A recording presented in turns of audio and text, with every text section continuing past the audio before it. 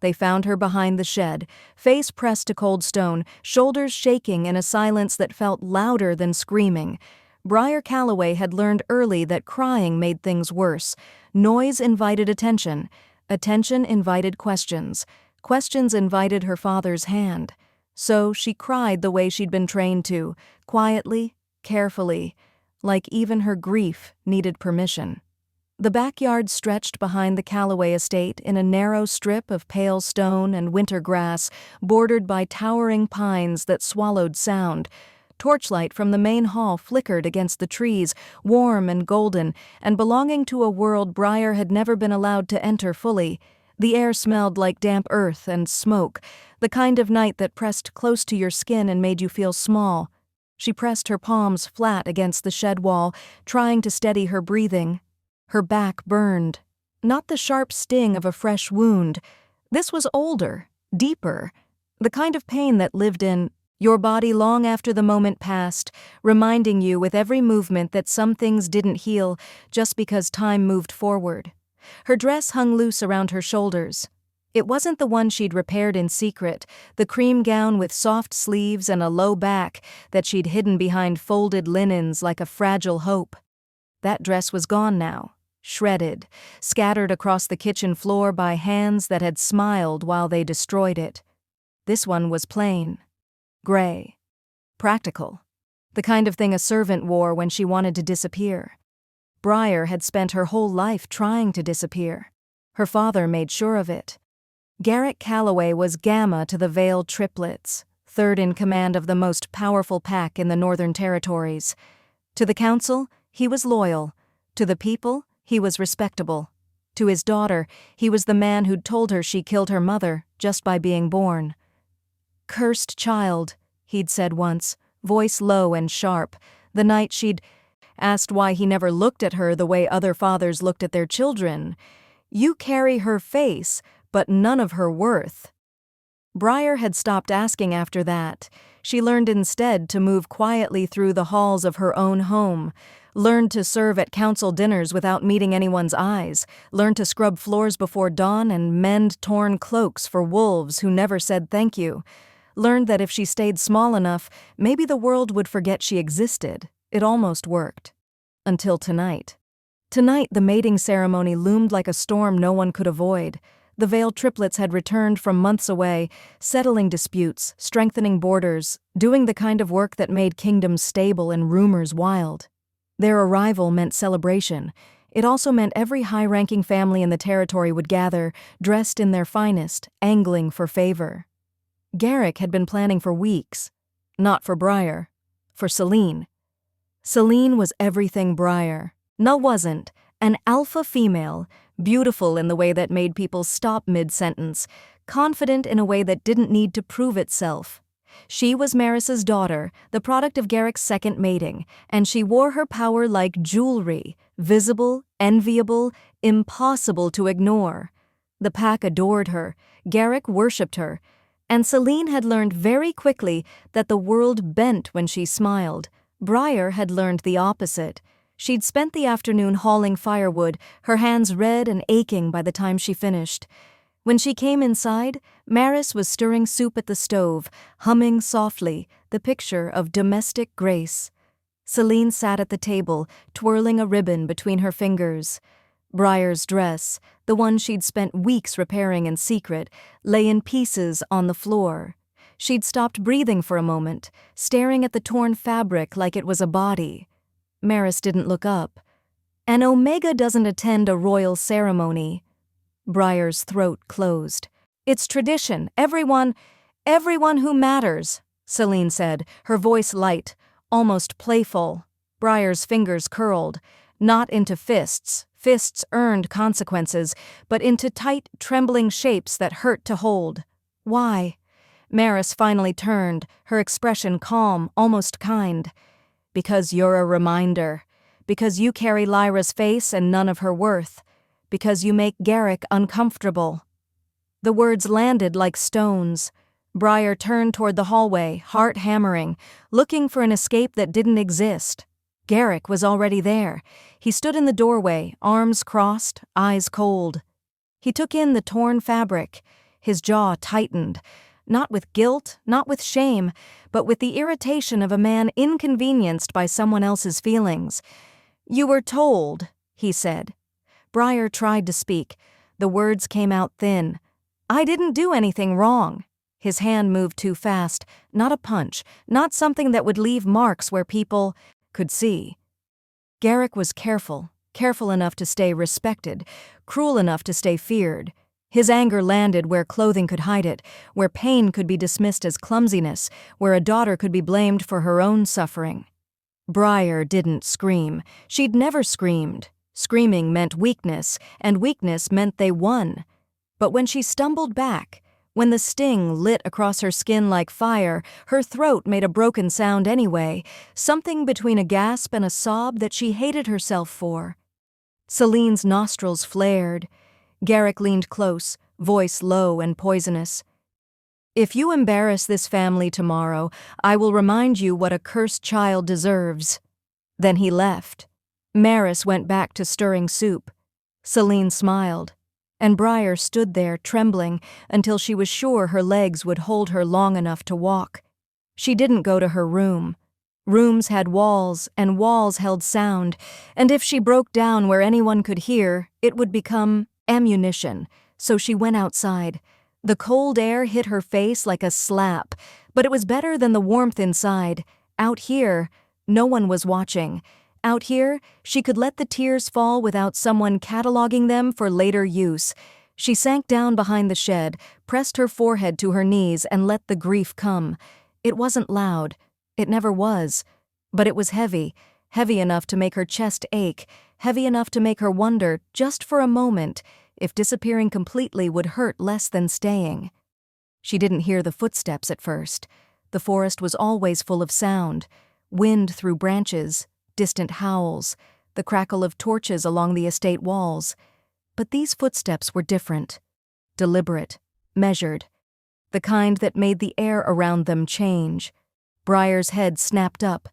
A shadow stepped into the torchlight. Tall, broad-shouldered, dark hair pulled back, leather and steel catching the firelight. The crest of the Vale wolves gleamed on his chest, 3 wolves circling a crescent moon, the kind of symbol that didn't need explanation. Daxon Vale, one of the Triplet Alpha Kings. Briar's breath caught. Behind him, 2 more figures emerged, identical in face but different in presence. Soren, calm, controlled, watching her with the intensity of someone solving a puzzle. Blaise, restless, sharp-eyed, moving like he was always half a second away from action. The triplets. Here. Briar scrambled to stand, instinct screaming to lower her head, to apologize, to make herself smaller. "My apologies, Your Majesties. I didn't mean to—" The air shifted. Not metaphorically, physically, like a storm front rolling in without warning. All 3 of them froze. Their nostrils flared in unison, their eyes sharpened, pupils dilating, and inside each of them something ancient and feral rose like a tide they couldn't control. Their wolves didn't whisper, they roared. Mate. The word wasn't spoken aloud, but Briar felt it anyway, felt it hit her chest like a second heartbeat that didn't belong to her. She swayed, one hand flying to the shed wall for balance. Daxon's jaw clenched like he was holding back a growl. Soren's pupils widened, shock cracking through his usual calm. Blaise took 1 step forward, then stopped like an invisible chain yanked him back. Silence dropped hard, the kind of silence that comes before earthquakes. Daxon's voice came first, low and edged. "Who hurt you?" Briar's breath stuttered. "Don't lie," Blaise said, and there was something raw in his tone, something that sounded almost like pain. Soren's gaze softened, but it didn't lose its intensity. "You're safe, but we need to know." Briar opened her mouth. No sound came, because in her world, telling the truth didn't make you safe. It made you a target. And the worst part, the part that made her chest crack open, was that these 3 men, these kings, who ruled an empire, were looking at her like she mattered, like she was worth protecting, like she wasn't cursed at all. Briar's pulse stumbled. The 3 of them stood there, kings, Predators, men who could command armies with a single word, and they were staring at her like she'd just rewritten every rule they thought they knew. Her wolf stirred. It was a small, quiet thing. Briar's wolf had never been loud. Years of being told she was weak, worthless, cursed. It had learned to stay hidden, tucked so far inside her chest that some days she forgot it was there at all. But now it woke. Not with a growl, not with aggression, with recognition, like it had been waiting for this moment her entire life. Briar's knees threatened to give. She pressed harder against the shed wall, fingers curling into the rough wood, trying to anchor herself to something real. Her breath came too fast, shallow and uneven, and she hated how visible it made her panic. Daxon took a step closer. Just one. But the space between them collapsed anyway, like distance didn't matter when the air itself was charged. His scent hit her fully now. Pine and smoke and something darker, something that made her stomach flip in a way that had nothing to do with fear. It was the kind of scent that didn't ask permission. It wrapped around her ribs and squeezed, gentle and impossible to ignore. "Look at me," he said. It wasn't a command. Not quite. But it carried weight anyway, the kind of gravity that made disobedience feel harder than compliance. Briar's chin trembled. Slowly, she lifted her gaze. 3 identical faces, 3 very different storms. Daxon stared at her like he wanted to destroy whatever had made her cry. Blaise stared like he wanted to touch her and hated himself for wanting it. Soren stared like he was already building a plan to keep her alive. Briar forced her voice steady. "I shouldn't be here." "No," Daxon said, and there was iron in the single word. "You shouldn't be hurting." Briar flinched before she could stop herself. It was a small movement, barely a shift of her shoulders, but all 3 of them caught it. She saw the way their jaws tightened, the way their hands curled slightly at their sides, like they were resisting the urge to reach for her. Blaise's voice came next, rougher than she expected. "Someone did that." It wasn't a question. Briar's throat closed. She wanted to deny it, wanted to lie the way she'd been trained to, the way survival demanded. But the torchlight shifted as she moved, and the fabric of her dress pulled just enough to reveal what she'd tried to hide. The marks across her back, not fresh, not bleeding, but angry, red, arranged not like an accident but like punishment. Silence dropped like a blade. Daxon's entire body went still, the kind of stillness that came before violence, before something broke and couldn't be put back together. Soren's gaze darkened, and for the first time since he'd stepped into the light, his calm cracked. "Who?" Briar's lips parted. No sound came, because if she spoke, it would get worse. It always got worse when she spoke. Blaise's laugh was sharp and joyless. "Worse than this?" Briar's voice came out broken. "Yes." That single word hung in the air like smoke.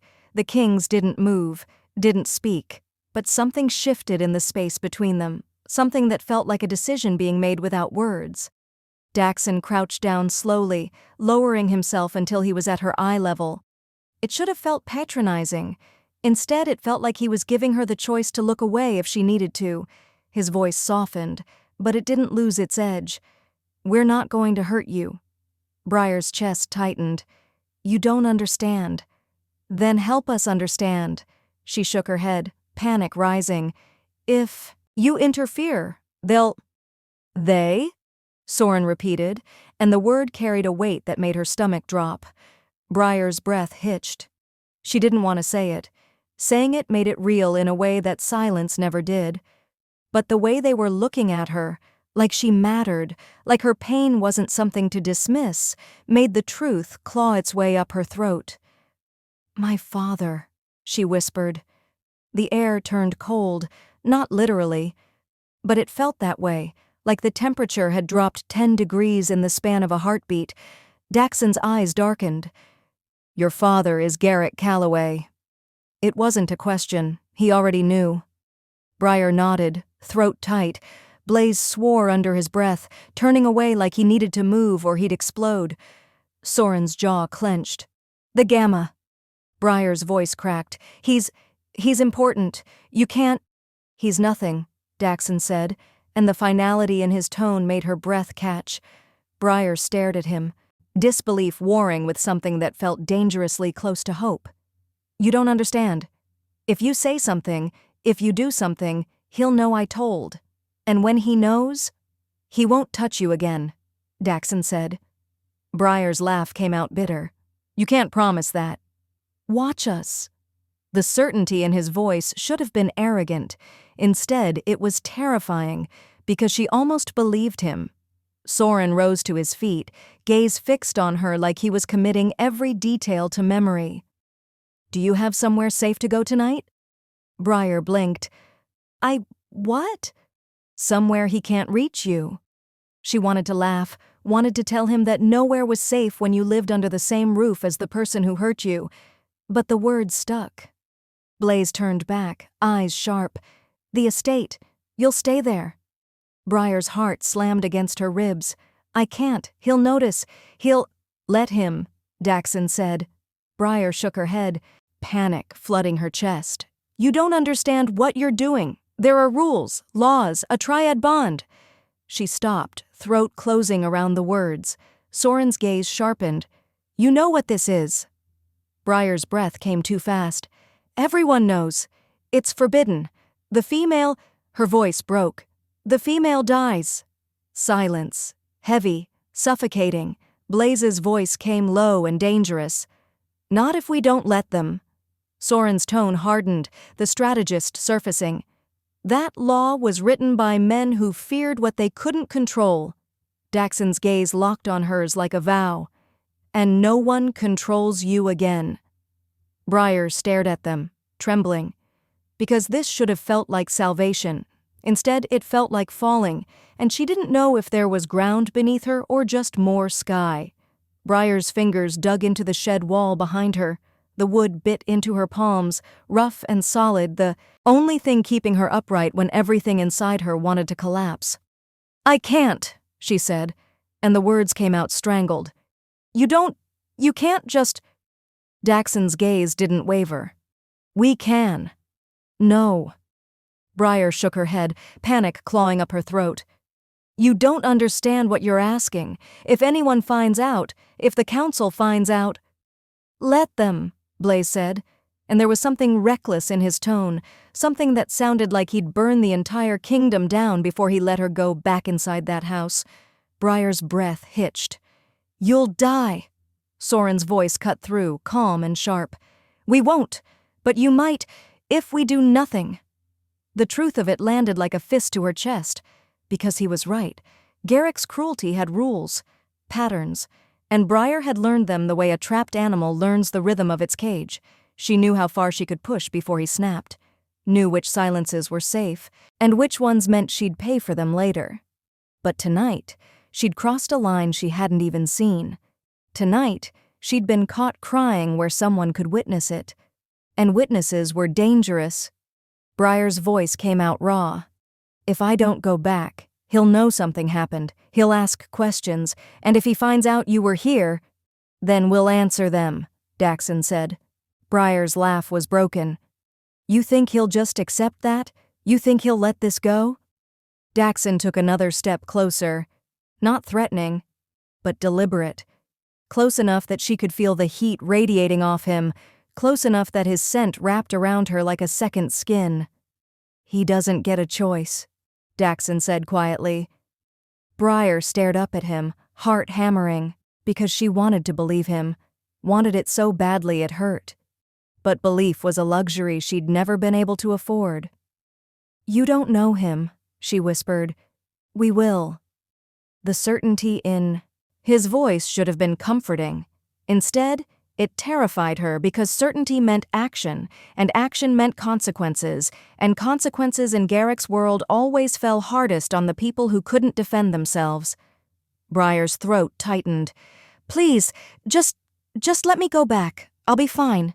You're bleeding, Blaise said flatly. Briar flinched. I'm not. You are.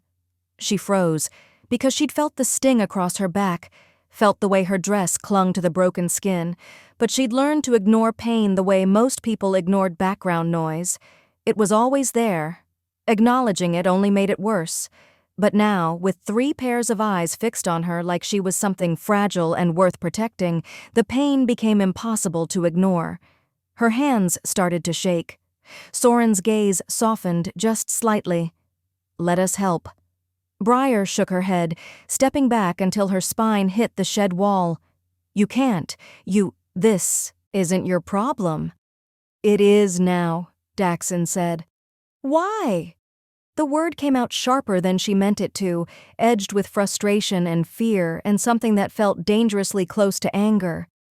"Because your wolves decided I'm your mate? Because some instinct you can't control told you I'm worth saving?" Daxon's jaw tightened, but he didn't look away. "Yes." The honesty of it stole her breath. Briar's voice cracked. "That's not fair." "No," Soren said quietly. "It's not." Blaise's laugh was sharp. "None of this is fair, but it's real." Briar pressed her palms flat against the wall, trying to ground herself, trying to think through the panic that was drowning out everything else.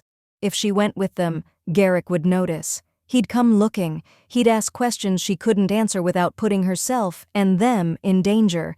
But if she went back inside, if she pretended nothing had happened, if she let the night swallow this moment like it had swallowed so many others, she'd survive. She always survived. But survival wasn't the same as living. And for the first time in her life, Briar wanted to know the difference. Her voice came out small. "What if you're wrong?" Daxon frowned. "About what?" "About me." Briar's throat burned. "What if I'm not?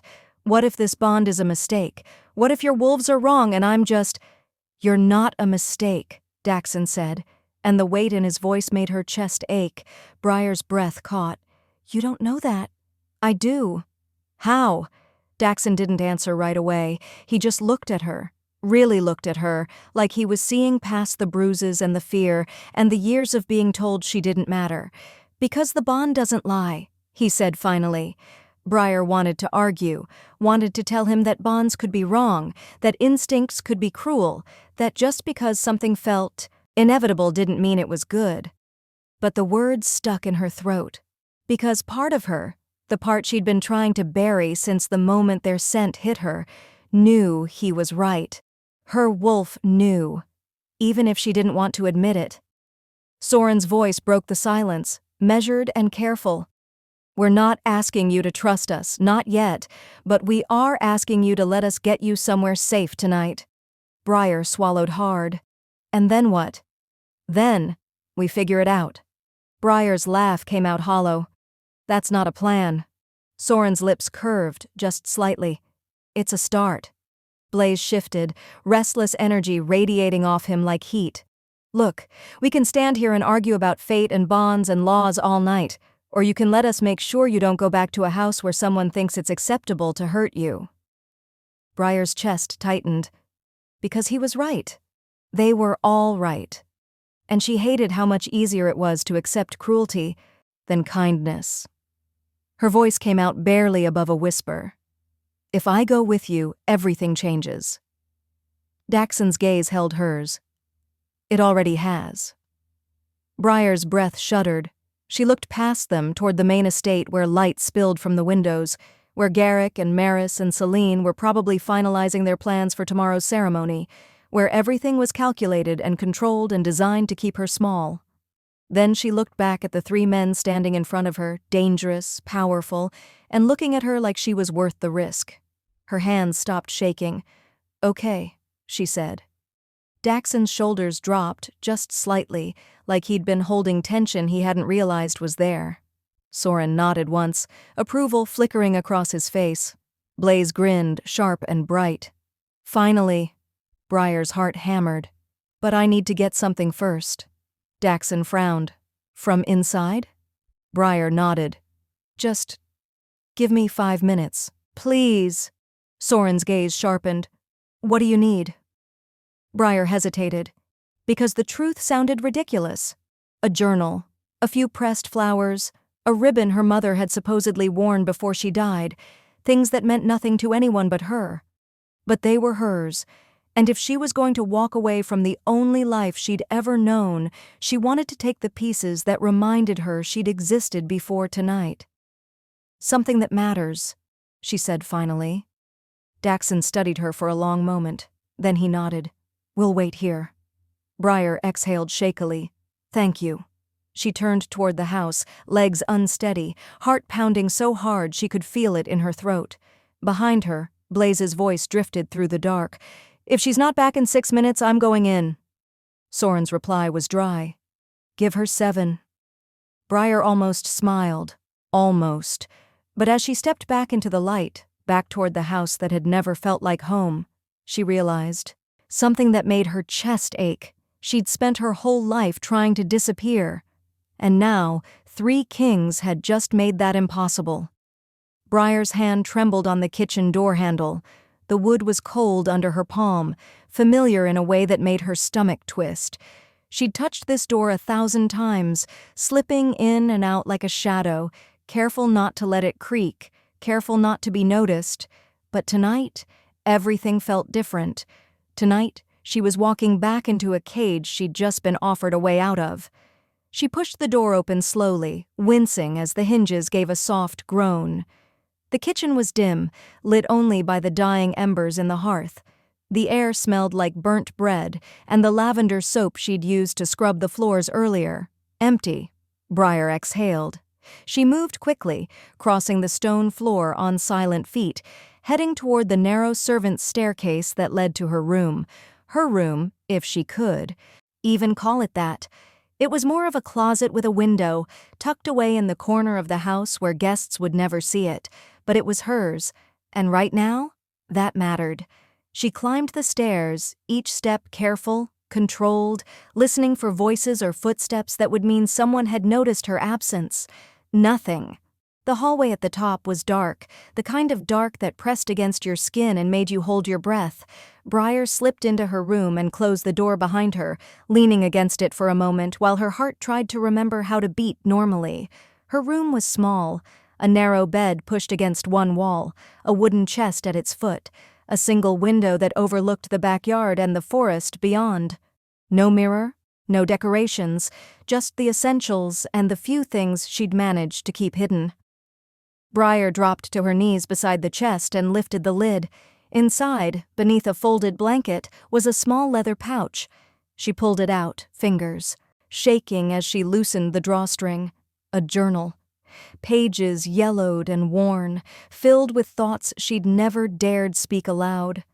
A pressed flower, something her mother had supposedly picked before Briar was born. A ribbon, faded blue, that smelled faintly of rain and something she couldn't name but had always called home. Briar's throat tightened. These things were nothing. They wouldn't save her, wouldn't change anything, but they were proof that she'd existed before tonight. Proof that she'd felt things, wanted things, even when the world told her she wasn't allowed to. She tucked the pouch inside her dress, against her ribs, where it pressed warm and solid. Then she heard the voices. Briar froze. They came from downstairs, muffled but distinct. Garrick's low rumble, Maris's lighter tone, and then, sharp and clear, Celine's laugh. Briar's pulse spiked. She rose slowly, moving toward the door, pressing her ear against the wood. "Ceremony. Preparations," Maris was saying. "Everything is ready. Celine will be perfect." "She'd better be," Garrick replied. "The kings are watching. This is our moment." "They won't be able to look away," Celine said, and there was smugness in her voice that made Briar's stomach turn. A pause. Then Garrick's voice again, quieter now. "Where's Briar?" Briar's breath stopped. "Does it matter?" Celine said. "She's been acting strange," Garrick continued. "Too quiet." Maris laughed softly. "She's always quiet." "Not like this." Garrick's tone shifted, something hard creeping into it. "Check her room." Briar's heart slammed against her ribs. She stepped back from the door, panic flooding her chest. If they found her here? If they realized she'd been outside? If they smelled the king's scent on her? She couldn't let that happen. Briar turned toward the window. It was small, barely wide enough for her to fit. through, but it led to the narrow ledge that ran along the back of the house. She'd climbed out before, years ago, when hiding felt safer than staying. She could do it again. Footsteps echoed in the hallway. Briar didn't think. She grabbed the windowsill and shoved it open, cold air rushing in and stealing her breath. She climbed onto the ledge, her bare feet finding purchase on the stone, and pulled the window shut behind her just as the door to her room opened. She pressed herself flat against the wall, heart hammering so loud she was sure they could hear it through the glass. Maris's voice drifted out, muffled. "She's not here." "Check the closet," Garrick said. Briar didn't wait to hear more. She moved along the ledge, fingers gripping the stone, trying not to look down at the ground 2 stories below. The night air bit at her skin, sharp and cold, but she didn't stop. She reached the corner of the house and found the old trellis, half-rotted and covered in dead vines, but still attached to the wall. She tested it with one hand, felt it shift slightly under her weight. It would have to be enough. Briar climbed down, splinters digging into her palms, muscles screaming as she lowered herself one agonizing foot at a time. Halfway down, the wood groaned. She froze. The trellis held, barely. Briar dropped the last few feet, landing hard on the grass, her ankle twisting slightly. Pain shot up her leg, but she bit down on the sound that wanted to escape and forced herself upright. She limped toward the backyard, toward the shadows where the Kings had said they'd wait. They were still there. All 3 of them, standing exactly where she'd left them, as if they'd been carved from stone. Daxon's head turned the moment she came into view. His eyes swept over her, disheveled, breathing hard, favoring one leg, and his expression darkened. "What happened?" he said, voice low and dangerous. Briar shook her head, trying to catch her breath. They came looking. I had to—" Blaise swore under his breath. "You climbed out a window." Briar nodded, still gulping air. Soren's gaze flicked toward the house, then back to her. "Can they see us from here?" "Not if we stay in the trees," Briar said. Daxon moved first. He closed the distance between them in 2 strides, and before Briar could protest, he crouched down and gestured to her ankle. "Let me see." Briar hesitated. "It's fine." "It's not." She didn't have the energy to argue. She let him take her ankle in his hand, his touch surprisingly gentle despite the size and strength she could feel beneath it. He pressed lightly, testing, and she winced. "Twisted," he said, "not broken." "I can walk," Briar said. Daxon's gaze lifted to hers. "You shouldn't have to." Before she could process what he meant, he straightened and turned his back to her. "Get on." Briar blinked. "What?" "You're injured. We need to move. Get on." Briar stared at his broad shoulders, at the way he stood there waiting like this was the most reasonable thing in the world. "I can walk," she said again, weaker this time. Blaise's voice cut in, dry. "You can also stop being stubborn and let us help." Briar's throat tightened, because accepting help felt like admitting she couldn't do it alone. And admitting she couldn't do it alone felt like proving Garrick right, that she was weak, that she needed saving, that she was a burden. But her ankle throbbed, and the house loomed behind her, and the 3 men standing in front of her were looking at her like carrying her wouldn't be a burden at all. It would be a privilege. Briar swallowed hard. Then, slowly, she stepped forward and placed her hands on Daxon's shoulders. He didn't move until she was ready. Then he reached back, hooked his arms under her legs, and lifted her like she weighed nothing. Briar's breath caught. She'd never been carried before. Not like this. Not with care. Daxon's scent wrapped around her, pine and smoke and something steady, something that felt like safety even though she didn't know how to trust it yet. "Hold on," he said quietly. Briar's arms tightened around his neck, and then they moved. Soren led the way, silent and sure-footed, navigating the forest paths like he'd walked them 100 times. Blaise brought up the rear, his gaze constantly sweeping their surroundings, alert and ready. Briar rested her cheek against Daxon's shoulder, exhaustion crashing over her in waves now that the adrenaline was fading. She should have been terrified, Should have been questioning everything, where they were taking her, what would happen next, what she'd just walked away from.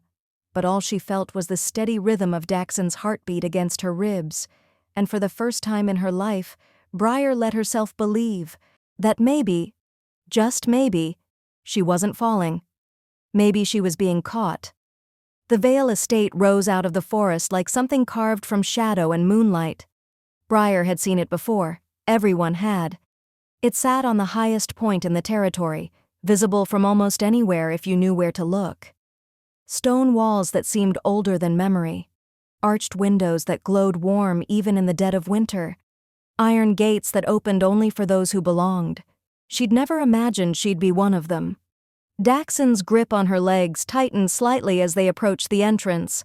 Briar felt his muscles shift beneath her, felt the steady rhythm of his breathing, and tried to convince herself this was real, that she wasn't dreaming, that she hadn't passed out from pain somewhere behind the Calloway estate and conjured this entire night from desperation.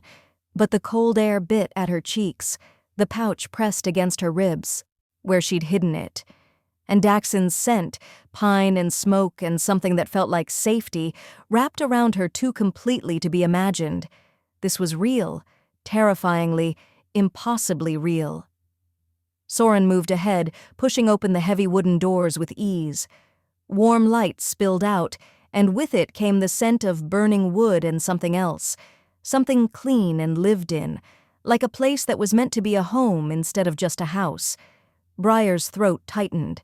Daxon carried her inside, and the doors closed behind them with a soft thud that felt final.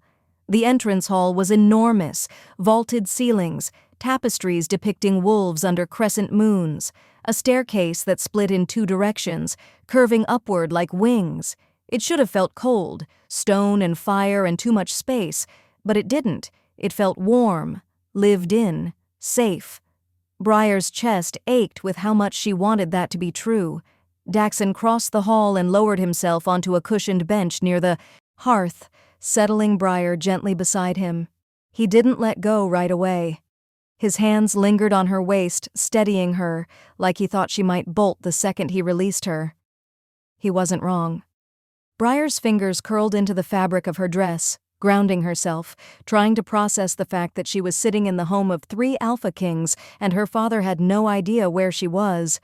Garrick was going to lose his mind. The thought should have terrified her. Instead, it felt like the first full breath she'd taken in years. Blaise dropped into a chair across from them, arms draped over the sides, eyes fixed on her with an intensity that made her want to look away. But she didn't. Because looking away felt like admitting she didn't belong here, and she was tired of admitting that.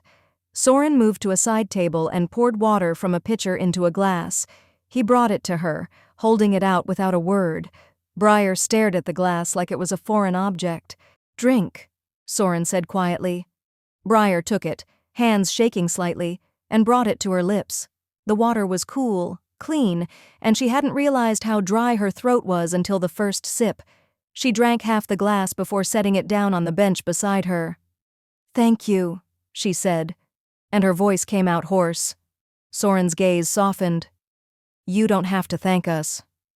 Briar wanted to argue, wanted to tell him that she did, that kindness wasn't something she could take for granted, but the words stuck. Daxon leaned forward, elbows resting on his knees, and turned his head to look at her. "How long?" Briar blinked. "What? How long has he been hurting you?" The question landed like a stone in still water, sending ripples through her chest. Briar's fingers tightened around the edge of the bench. Don't lie," Daxon said, and there was no anger in his voice, just something heavier, something that felt like grief. Briar's breath caught.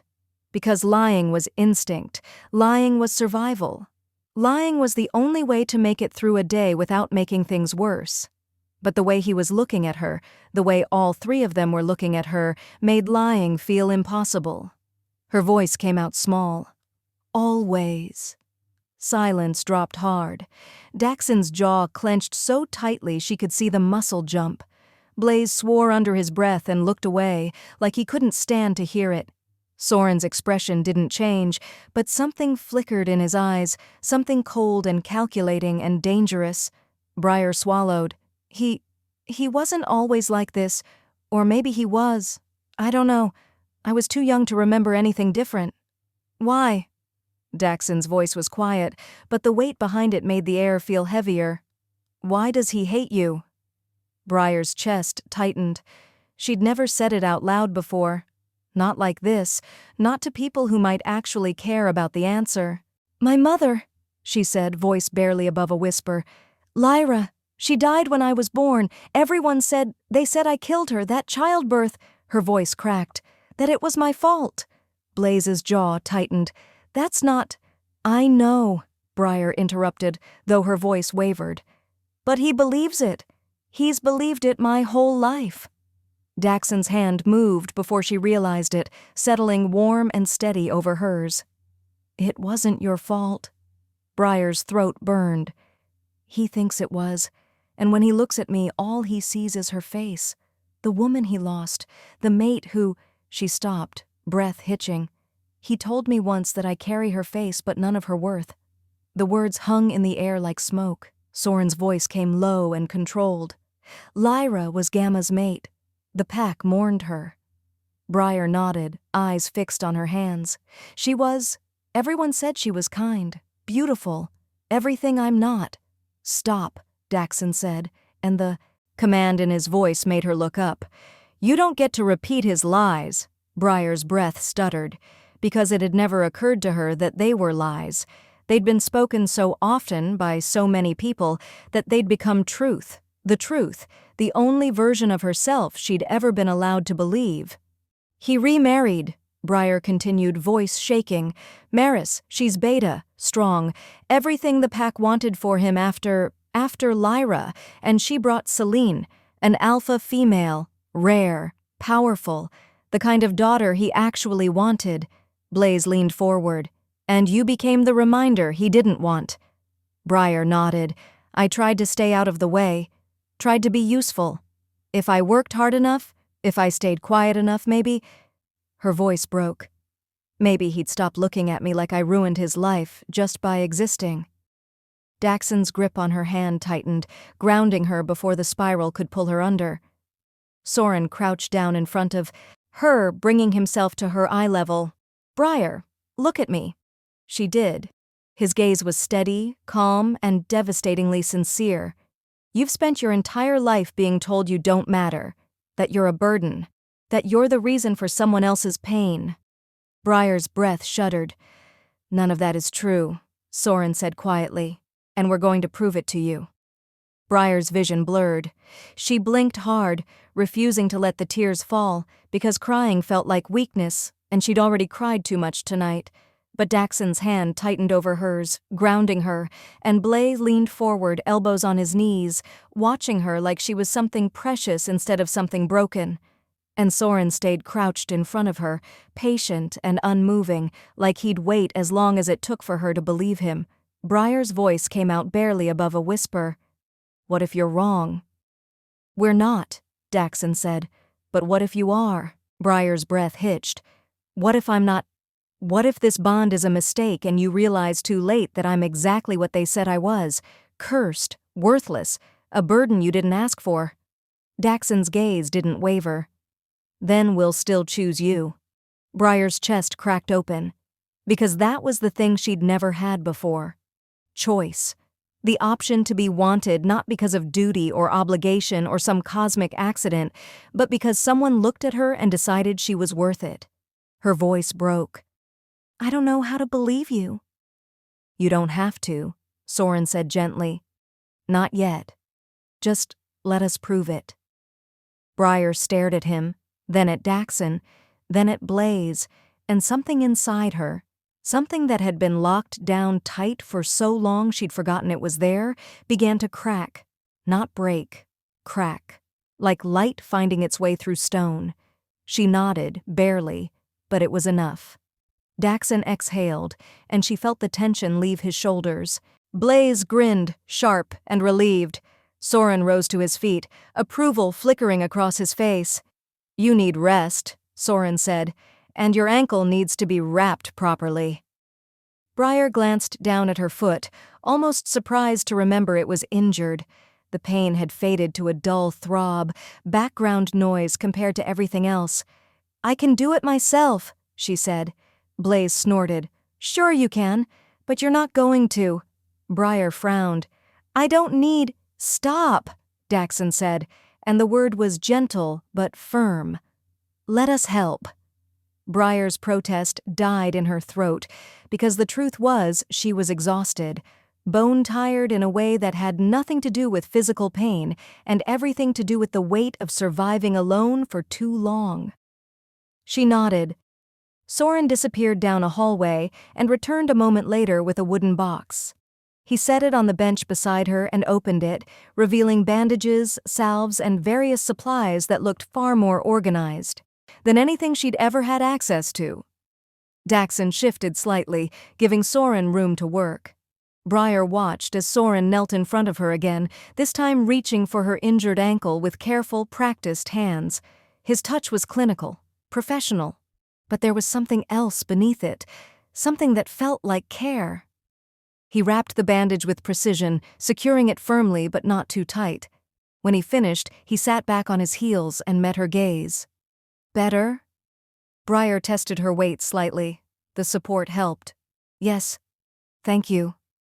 Soren's lips curved, just barely. "You're welcome." Blaise stretched, arms over his head. What happens when Garrick realizes she's gone? Briar's stomach dropped. Because she'd been so focused on escaping, on surviving the next moment, that she hadn't thought past it, hadn't thought about what would happen when morning came and her room was empty and Garrick started asking questions. "He'll come. Looking," she said, voice tight. "Let him," Daxon said. Briar's pulse spiked.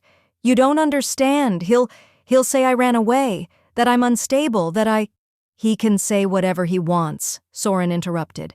"It won't change the truth." "The truth doesn't matter if no one believes it," Briar said. Blaise's grin sharpened. "Then we make them believe it." Briar stared at him, heart hammering, because she wanted to believe that was possible, wanted to believe that truth could be louder than reputation, that justice could outweigh power. But she'd lived too long in Garrick's world to trust it. Daxon's gaze darkened. "Tomorrow, we make sure Garrick Calloway understands that his daughter is no longer his to hurt." Briar's breath caught. "The ceremony will happen," Soren said, "and you'll be there."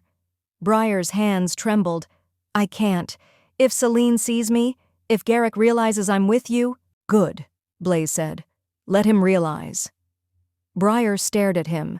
"You want him to know?" "We want everyone to know," Daxon said. Briar's pulse roared in her ears. "That's dangerous." "So is hiding," Soren said quietly.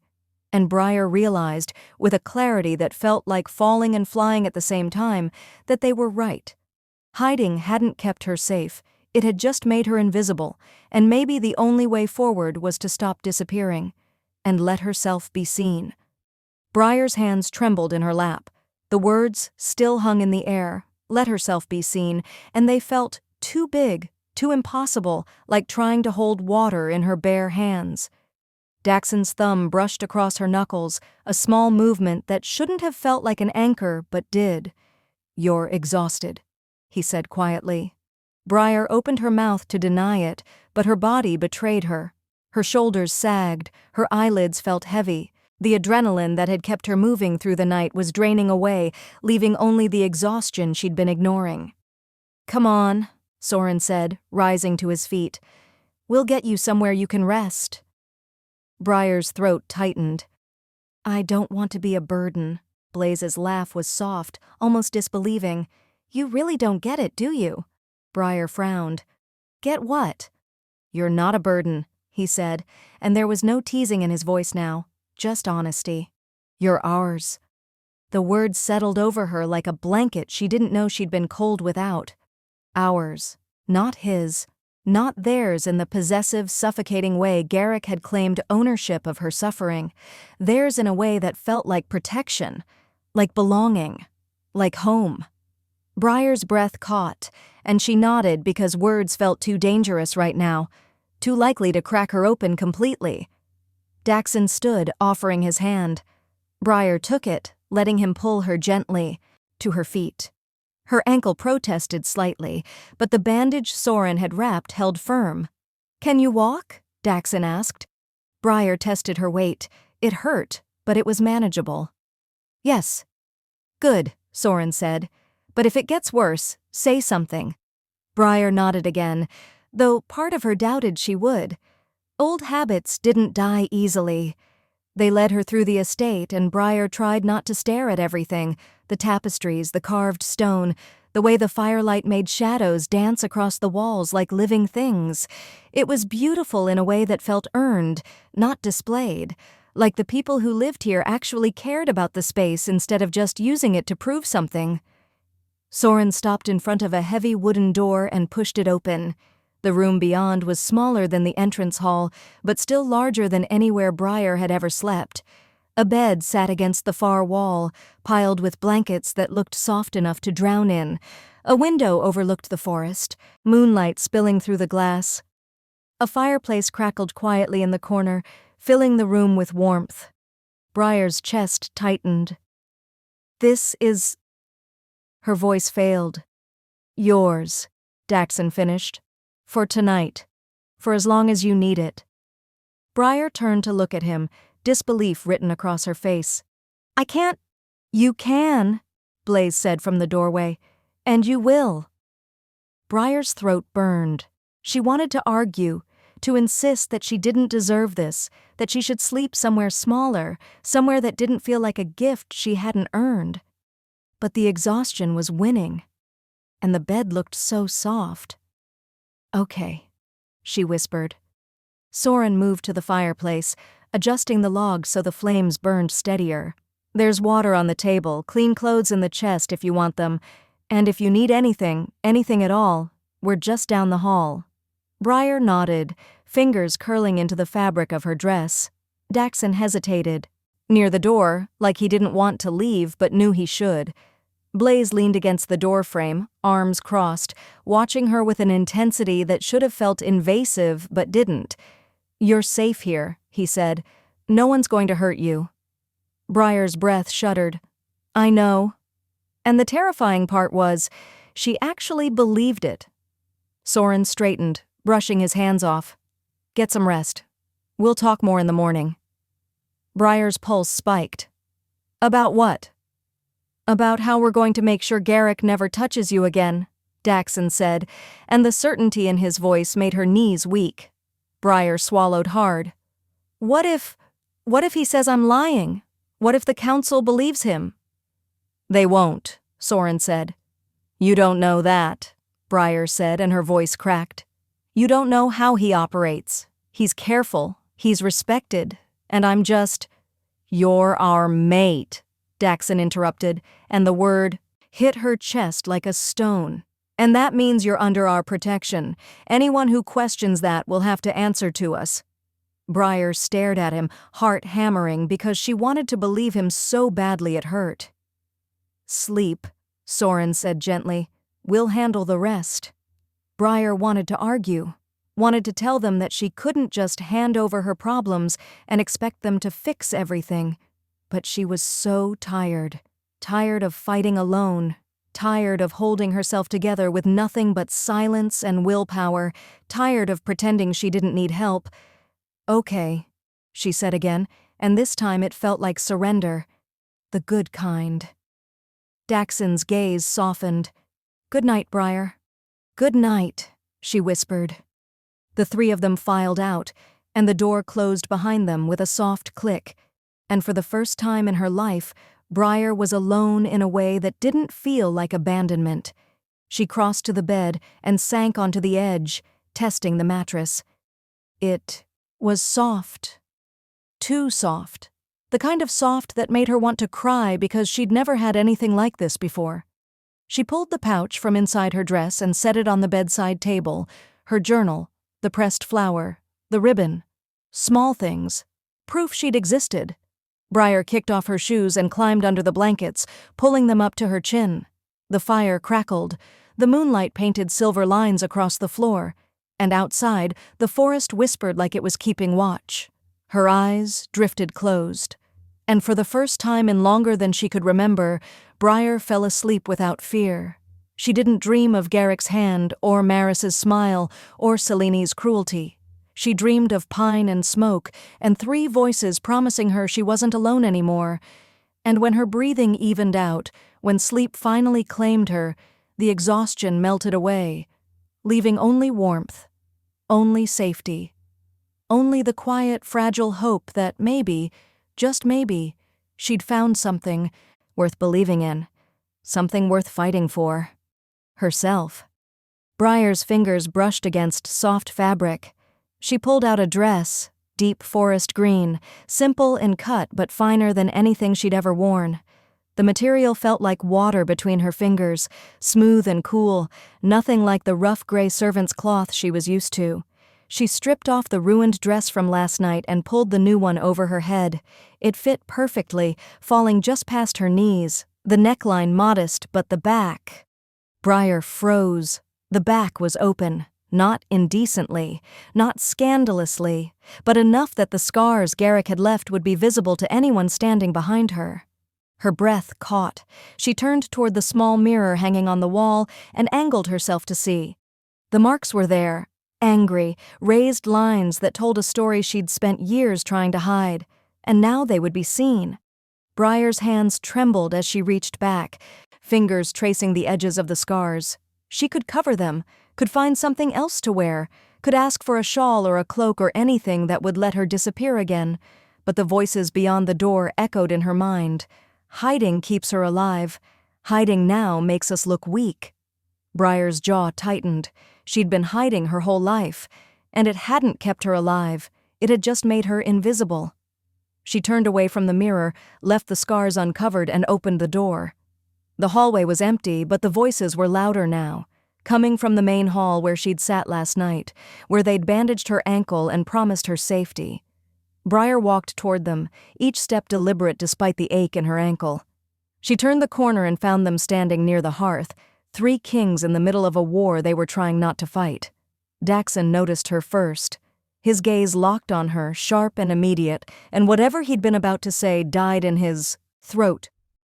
His eyes swept over her, the dress, the way it fit, the open back that revealed everything she'd tried to hide.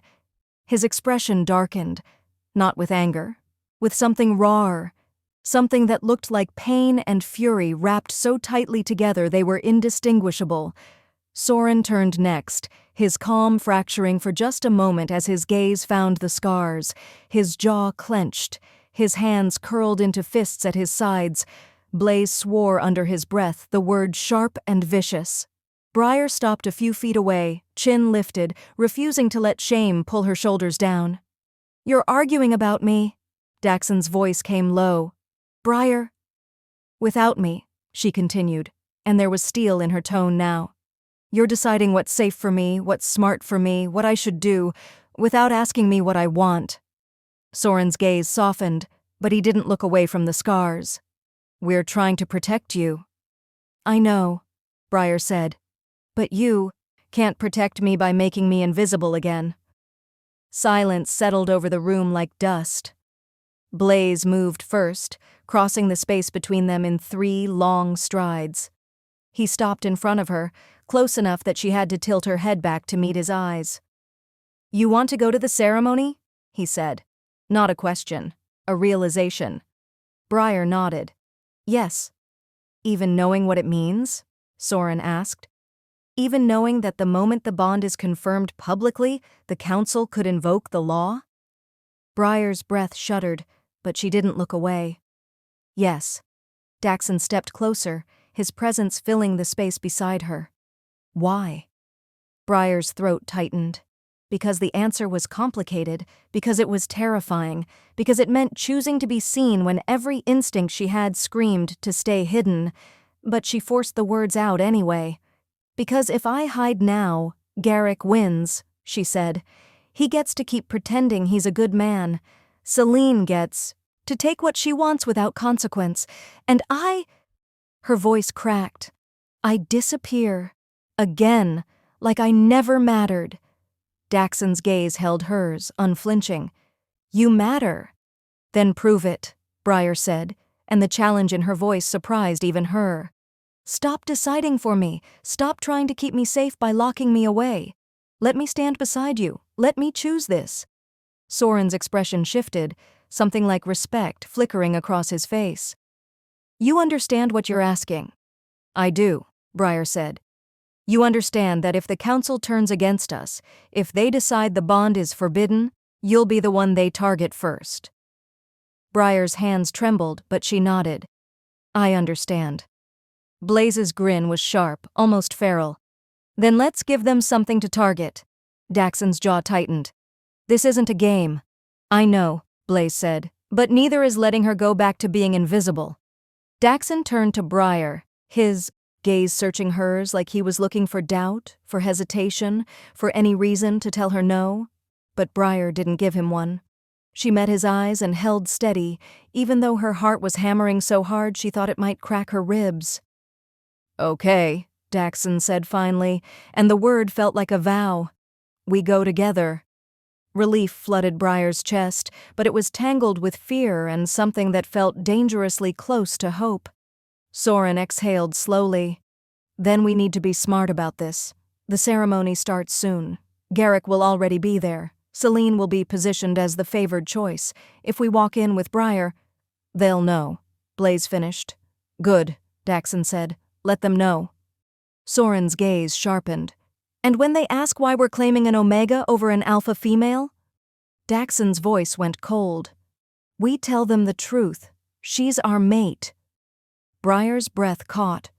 Because hearing him say it out loud, not in the heat of the moment, not in the middle of a crisis, but calmly, deliberately, like it was the most obvious thing in the world, made it real in a way nothing else had. Soren studied Daxon for a long moment, then nodded. All right. But we protect her. No matter what.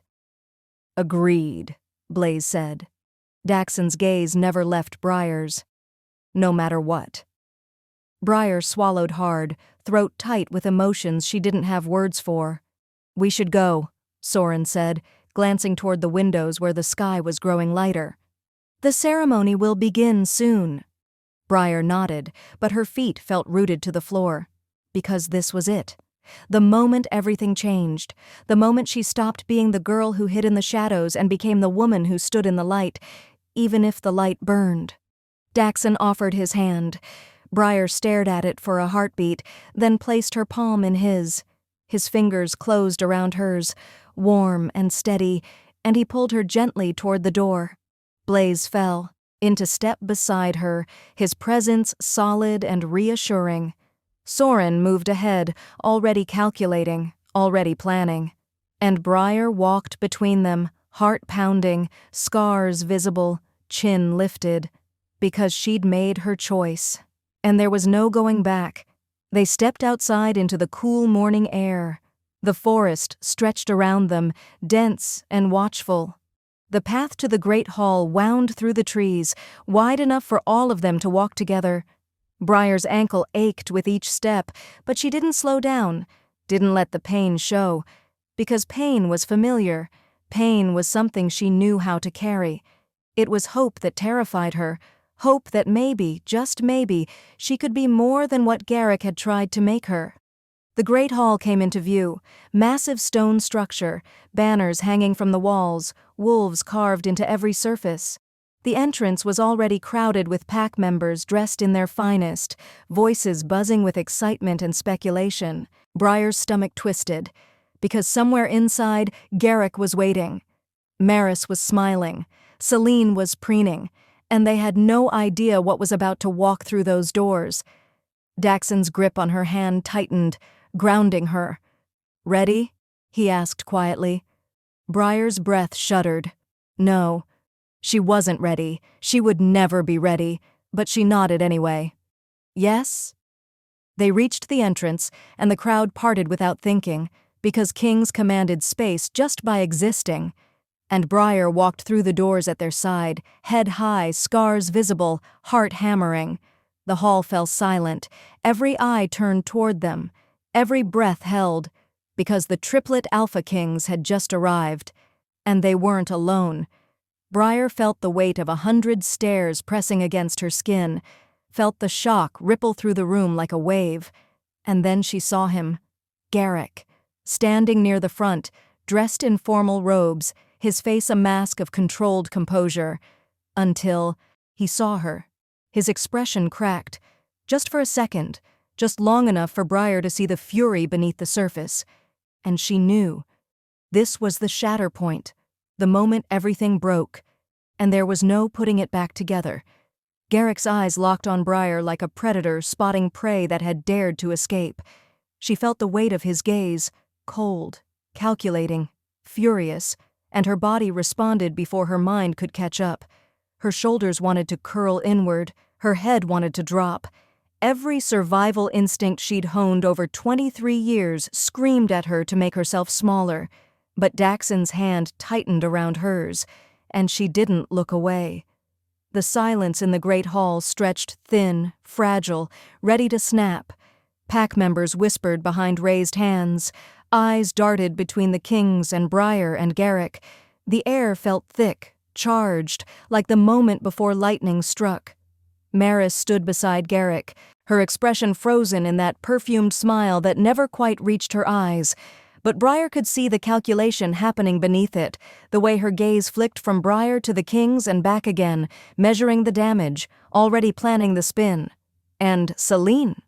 Selene stood near the front in a gown that shimmered gold, her hair styled like a crown, her posture radiating the kind of confidence that came from never being told no. Until now. Her eyes narrowed as they found Briar, and something ugly flickered across her face. Shock, rage, and beneath it all, fear. Because Selene understood what this meant. The Kings hadn't chosen her, they'd chosen the cursed Omega no one was supposed to notice. Briar's pulse hammered in her throat, but she forced herself to breathe, to stand, to exist in the space she'd been denied her entire life. Garrick moved first. He stepped forward, his robe sweeping the stone floor, his expression carefully neutral now. The mask was back in. Place, Gamma, dignified, concerned father. "Your Majesties," he said, voice smooth, respectful. "What an unexpected arrival." Daxon's voice was cold. "Is it?" Garrick's smile didn't waver, but his eyes flicked to Briar for just a heartbeat. "I see you've brought my daughter." The word, daughter, came out like a claim, like ownership. Briar's stomach twisted. "She's under our protection," Soren said, stepping forward, his tone measured but edged with something that made the air feel heavier. Garrick's gaze sharpened. "I appreciate your concern, Your Majesty, but Briar is... she's not well. She has a tendency toward emotional instability. I've been managing it for years, but..." "Stop," Briar said. The word came out louder than she intended, cutting through Garrick's carefully constructed lie like a blade. The hall went silent. Garrick's expression flickered, just for a second, before the mask slid back into place. "Briar, this isn't the time." "You don't get to do this," Briar said, and her voice shook but didn't break. "You don't get to stand here and pretend you care, pretend you've been protecting me." Garrick's jaw tightened. "You're upset. You don't know what you're saying." "I know exactly what I'm saying," Briar said, and the words felt like they were being pulled from somewhere deep, somewhere she'd buried under years of silence. "You've been hurting me my entire life, and you've been lying about it just as long." Gasps rippled through the crowd. Maris stepped forward, her voice soft, concerned. "Briar, sweetheart, you're confused." "I'm not confused," Briar said, turning her gaze to Maris. "And you're not my mother. You never were. You just..." Her voice cracked. "You just let him hurt me and smiled while you did it." Maris's expression faltered, the perfume cracking. Selene's laugh came sharp and disbelieving. "This is ridiculous. She's making things up for attention. She's always been..." "Show them," Daxon said, his voice cutting through Selene's words like steel. Briar's breath caught, because she knew what he meant, and the thought of turning around, of letting the entire pack see what she'd spent years hiding, It terrified her. But hiding hadn't kept her safe. It had just kept her silent. Briar's hands trembled as she turned her back to the crowd. The hall went utterly still. No whispers, no movement, just the sound of her heartbeat pounding in her ears. The dress she wore left her scars exposed, raised, angry lines that told a story words never could. Someone gasped, someone else swore. And Briar stood there, vulnerable and visible, and let them see. Let them see what Garrick had done, what Maris had allowed, what Celine had ignored. Daxon's voice came low and dangerous. "Still think she's making it up?" Silence answered. Him. Briar turned back around, her eyes burning but her chin lifted. Garrick's face had gone pale, but his voice stayed controlled. "Those are... accidents happen in training. She's clumsy, always has been." "Those aren't training wounds," Soren said, and his tone was ice. "Those are punishment." Garrick opened his mouth, but no sound came out, because the lie was too big now, too obvious, and the crowd was watching. An elder stepped forward from the council, gray-haired, sharp-eyed, draped in ceremonial robes. "This is a serious accusation." "It's the truth," Briar said, and her voice didn't shake this time. The elder's gaze swept over her, then to Garrick, then to the kings. "If what she says is true, the Gamma has violated pack law. Abuse of any pack member, especially one's own blood, is grounds for removal from rank." Garrick's expression finally cracked. "You can't possibly believe she's manipulating you. She's always been..." "Enough," Daxon said, and the command in his voice made the hall feel smaller. He stepped forward, placing himself between Briar and Garrick, a physical barrier that said everything words couldn't. "Briar is our mate," Daxon said, and the declaration echoed through the hall like thunder. "And anyone who harms her answers to us." The crowd erupted, voices overlapped. Shock, disbelief, fear. The word mate spread like wildfire, and with it came the other word, the one Briar had been dreading, triad. The elder's expression hardened. "Your Majesties, if what you say is true, if this bond is..." "It is," Soren said. The elder's lips pressed into a thin line. "Then you know the law. Triad bonds are forbidden. The law is outdated," Blaise cut in, his voice sharp, "and we're rewriting it." The hall went silent again, but this time the silence was different, heavier, more dangerous, because what the kings were proposing wasn't just protection, it was a rebellion. The elder's gaze swept over the three of them, then settled on Briar. "And you, girl, do you accept this bond, knowing what it means, knowing the risk?" Briar's throat tightened, because this was it, the choice. She could say no, could walk away, could let the kings fight this battle without her and disappear back into the shadows where it was safer, or she could say yes, and risk everything. Briar looked at Garrick, standing there with his mask finally shattered, with the truth bleeding out for everyone to see. Then she looked at Daxon, at Soren, at Blaise, three men who had chosen her when no one else had, who had seen her scars and called her theirs anyway. Briar's voice came steady. "Yes, I accept." The hall exploded. The hall erupted into chaos. Voices collided, some shouting in outrage, others in disbelief, a few in what sounded almost like approval. The elder raised his hand, trying to restore order, but the noise swelled like a wave that couldn't be contained. Briar's heart hammered against her ribs, so hard she thought everyone could hear it, because she'd just chosen herself, chosen them, chosen to be seen, and there was no taking it back. Garrick's face twisted, the mask finally gone, replaced by something raw and desperate. "This is madness. She's manipulated you. She's always been unstable, always—" "Silence," Daxon said, and the command cut through the noise like a blade. The hall quieted, not completely, but enough that his voice carried. Daxon turned to the elder, his posture radiating authority. "The law you're citing was written during the Ash Years, a time of fear, not wisdom. It condemned women for bonds they didn't choose, for power others were afraid of. That ends now. The elder's expression was unreadable. You're asking us to overturn centuries of precedent. I'm telling you we already have, Soren said, stepping forward. Briar is our mate. That bond is real, recognized by our wolves and sanctioned by the moon herself. No law written by fearful men will change that. Murmurs rippled through the crowd again, but this time they sounded different, uncertain, curious. The elder studied the three kings, then Briar, his gaze sharp and assessing. And what of the Gamma's crimes? Briar's breath caught, because this was the other part, the part that made her stomach twist with fear and hope tangled so tightly she couldn't separate them. Daxon's voice went cold. Briar Calloway has abused his daughter for years, hidden it behind his rank, used his position to ensure no one questioned him. That ends now.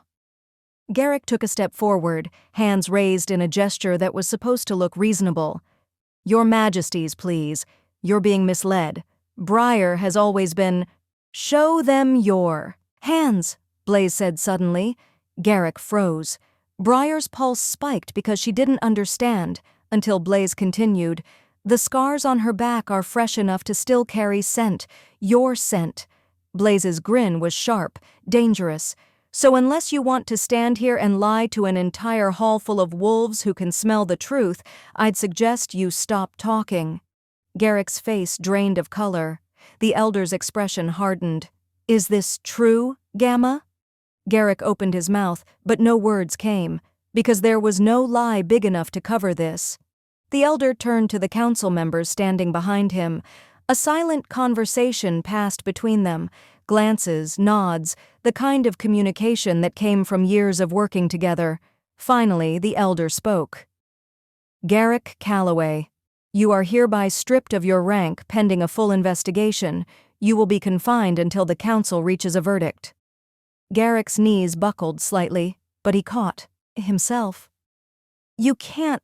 This is— Take him, the elder said, and two guards stepped forward, gripping Garrick's arms. He didn't fight, didn't resist. He just stared at Briar with an expression she'd never seen before, something that looked almost like disbelief, like he couldn't comprehend that she'd actually spoken, that she'd actually won. Maris moved toward him, but the elder's voice stopped her. Briar Calloway, you will also be questioned. Maris's perfect mask cracked, her composure shattering. I never— You allowed it, Soren said quietly. That's enough. The guards escorted them both out, and the hall fell into a stunned silence. Celine stood frozen, her golden gown suddenly looking like a costume instead of a crown.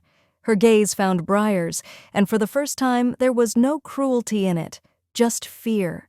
Because Celine had built her entire identity on being chosen, on being the alpha female everyone wanted, and she'd just watched it all crumble.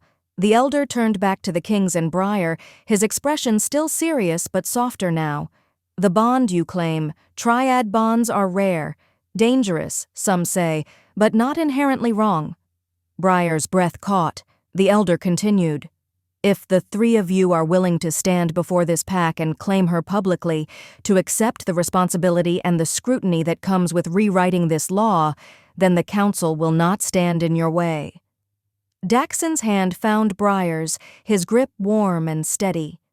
We will. Soren stepped closer, his presence solid at her other side. Gladly. Blaise moved behind her, his hand settling gently on her shoulder, careful of the scars but present. Without question. The elder nodded slowly. Then, to Briar's shock, he smiled, just slightly.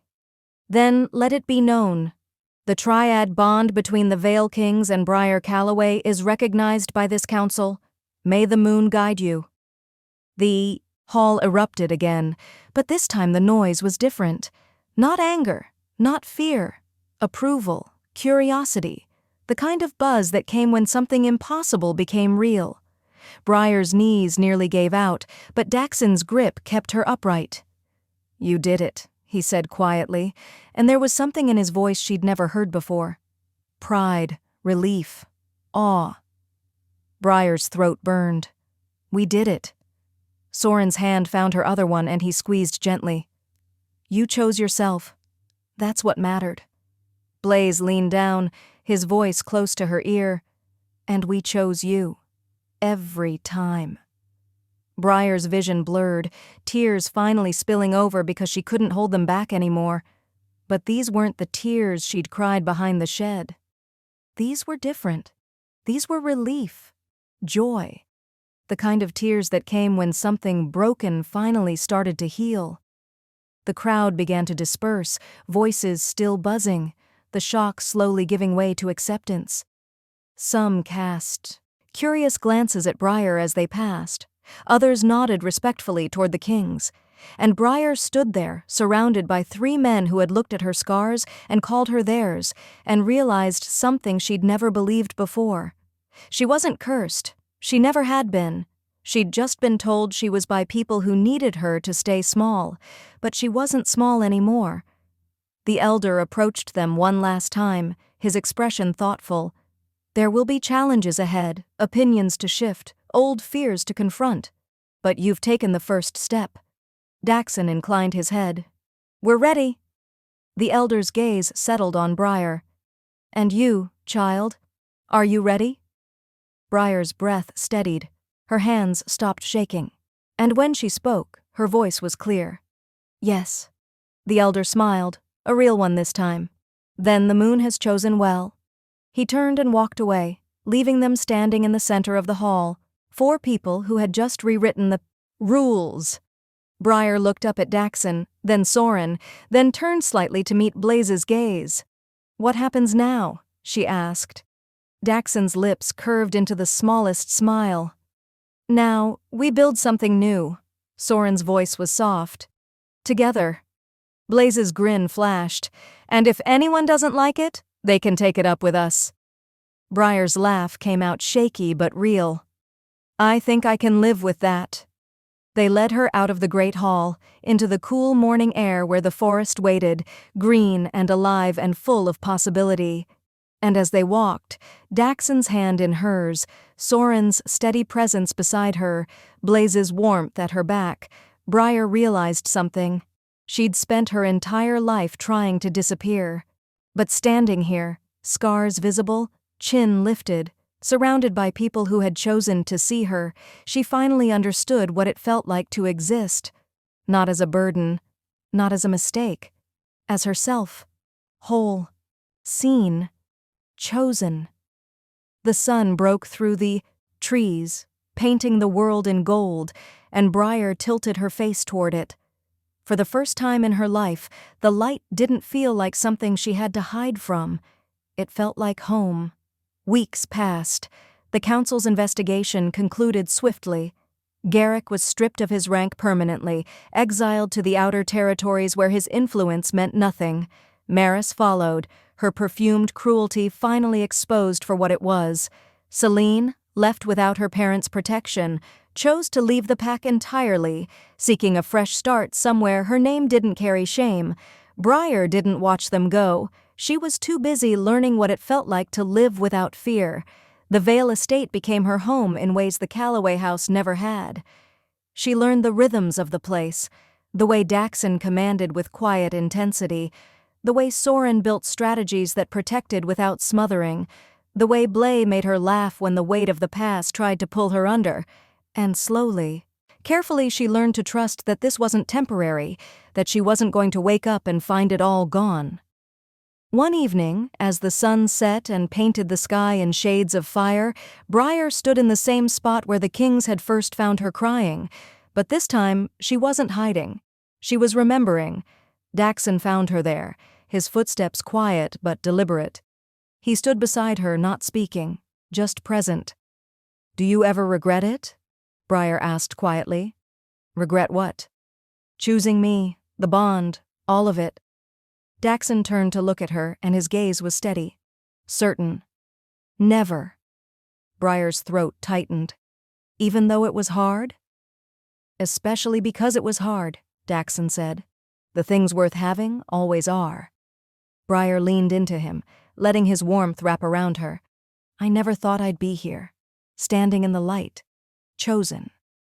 Daxon's arm came around her shoulders, careful of the scars that were slowly fading.